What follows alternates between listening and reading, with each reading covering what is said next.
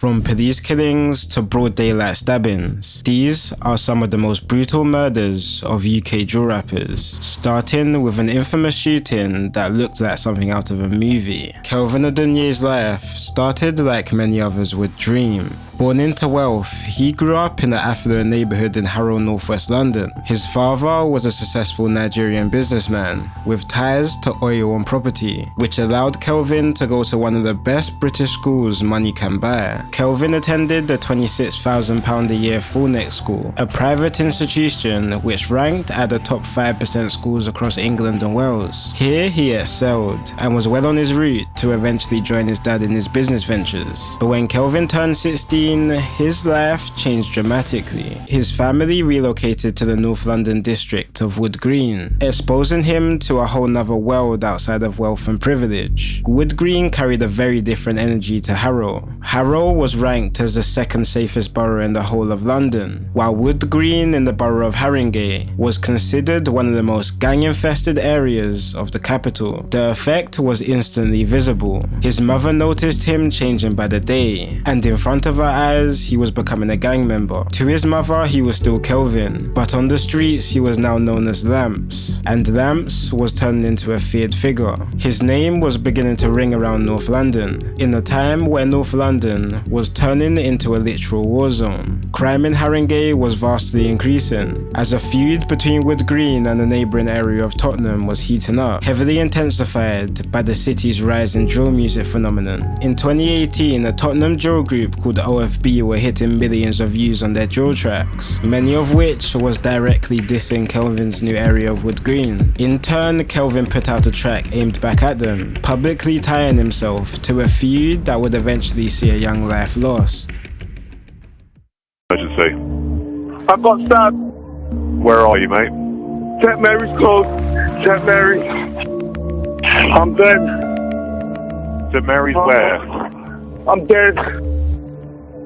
Tell me where you are. N17 Tottenham. I'm getting police and an ambulance to you, okay? On the 3rd of February 2018, Kobe Nelson is killed in Tottenham. A group of boys smashed into the side of his car, dragged him out and stabbed him 14 times in the chest and upper body. The attack was brutal. The murder of Kobe affected many around Tottenham. He was very well liked and respected, and prior to his murder, it is said he stopped any gang activity. The attack made the area tense, in a state where anything can happen at any time. And on March the 8th, 2018, something tragic occurs. That night, Kelvin posted a video onto his Snapchat story, where him and other gang members are seen standing outside the Wood Green's town centre. In the background, he plays a song named Come Outside, almost as a taunt to rival gang members to try and do something. Within hours of the social media post, two men were on their way on a moped. They mounted the pavement as they spotted the group of boys at the entrance of a local cinema and let off one shot that hit the building's window. The shot caused everyone inside to scramble out the exit, but Kelvin instead decides to run out the back entrance of the cinema, either in search for safety or potentially to confront the attackers himself. But as he makes his way to the exit, he is met by one of the shooters circling around, who shoots 2 more shots, with one hitting Kelvin in the head.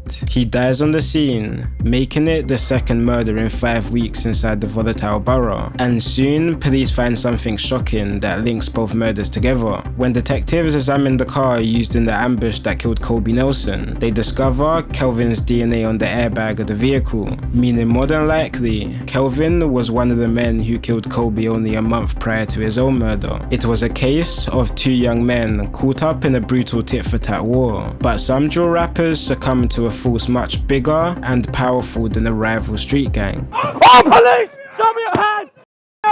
This is Chris Kaba, a South London drill rapper who is desperately trying to avoid arrest. While trying to get away, he crashes his car into a police's vehicle, and just moments later, he is struck with a single bullet to the head. The next day, he was pronounced dead, and many people were furious. The protest against the police killing of Chris Kaba garnered support from many, but others were far less sympathetic towards the cause. But who was Chris Kaba, and why was he so desperate to evade arrest? In the UK drill scene, Chris was known as Itch, a 24-year-old rapper from the infamous South London drill group Sit7. And Itch had an extensive criminal record. From the age of 13, Chris had been convicted for an array of offences, including several stabbings, gang assaults, and knife and gun possessions. But it was on the 30th of August 2022, just the week before his murder, when Chris showed just how truly dangerous he could be. On this night, Chris alongside other Sit7 gang members were out in a nightclub in East London. But inside the club, they spot another man, who just happened to be part of a rival drill gang named 17. When the group catches eyes with the rival, a friend passes Chris a bag, before Chris goes up and shoots the man once in the leg. The shot sparks chaos inside the club. The rival member scatters outside alongside other party goers, clearly wounded by the brazen attack, and just behind, Chris and his friends follow. When outside, Chris stalks the man for a whole 3 minutes, until he finds his opportunity and lets off 3 more shots, with one hitting the man's leg once again. Luckily, the 25-year-old would survive his injuries, but this attack would be the start of a string of events that would end in tragedy. As part of the investigation into the shooting, detectives track Chris and his friends' movements before and after the attack, and link them to a blue Audi Q8. When officers look deeper into the car's history, they discover it had already been connected to another shooting just 4 months earlier. Detectives now viewed the Audi as a central piece of evidence to link multiple shootings across London. But it was on the 4th of September 2022, just 5 days after the nightclub shooting, that the car became seen as a serious citywide threat. On this day, the car was reported by a member of the public as a getaway vehicle in a shooting performed outside of a primary school in Brixton, South London. With 3 shootings connected to the Audi in 5 months, the vehicle was now a priority target for police. Detectives flagged it across the capital, and armed response teams were placed on high alert. And the following evening, it was spotted. With the help of automatic number plate recognition, the blue Audi was seen and tracked moving through South London. For around 17 minutes, unmarked police cars followed the Audi until it reached a road in Streatham Hill, where police boxed it in and surrounded it. But after the vehicle fails to stop, an officer lets off a single shot, striking and killing who they would soon find out to be Chris Kaba. After an investigation into the killing, the officer faced no charges, a decision which split public opinion. It was a death that reached far beyond the UK drill scene. But Chris's case isn't the only one to draw public outrage on a national scale. At only 14 years old, the murder of Kellyanne shocked many, and reopened the conversation about the dangers and morality of UK drill music. Unlike the first case of Kelvin, Kellyanne's struggles began much earlier, almost from the very start of his childhood. By the age of 6, Kellyanne began getting involved in gang activity in his hometown of Woolwich, and at age 10 he was put into a care home after bringing a knife into his own primary school. While in care, Kellyanne got increasingly worse, getting involved in drugs and getting closer to a local gang in the Woolwich common area called 1800.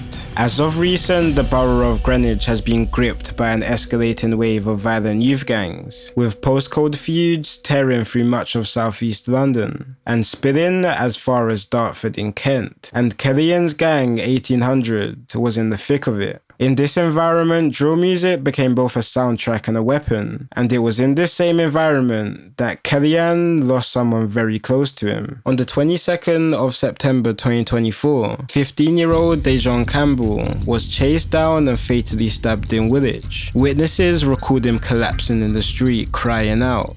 Dejon Campbell, also known as Boogs, was Kellyanne's best friend, and his death made a troubled boy even more chaotic. 2 months after the death of his friend, Kellyanne himself decides to jump on drill music, dropping his first song titled Gotta Eat under his new alias Gripper. Here he makes several disses towards opposite gangs around the borough, a choice that just months later would play a part in sealing his fate. On January the 7th, Kellyanne started his day posting this message on his Instagram story, asking if anyone has any mindies, which is a slang word for knives. And hours after, he boards a bus for an appointment with his youth worker. While on the bus, someone messages him back about his inquiry of having a knife.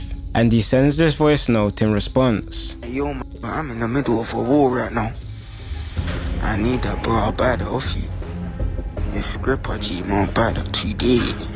The voice note shows he's clearly scared about the escalating violence which is surrounding him, and in not too long, we learn he wouldn't be wrong to be frightened. Just after 2:30 p.m, these two teenagers board the same bus as Kellyanne. On the right is 16-year-old Mazawa Zazi, and on the left is 15-year-old Colin Chapikwa, who had been reported missing by family since September. Both young men were from a rival gang in the Woolwich Dockyards area, and not too long before boarding the bus, they took this picture. When both boys boarded the bus, they walked upstairs where they met Kellyanne, and proceeded to stab him a total of 27 times, with machetes they had concealed in their clothing. Afterwards, with smiles on their faces, the two attackers ran towards the River Thames and threw away their murder weapons, while Kellyanne was left bleeding on the bus floor, with wounds he wouldn't survive from. 7 days later, both boys were arrested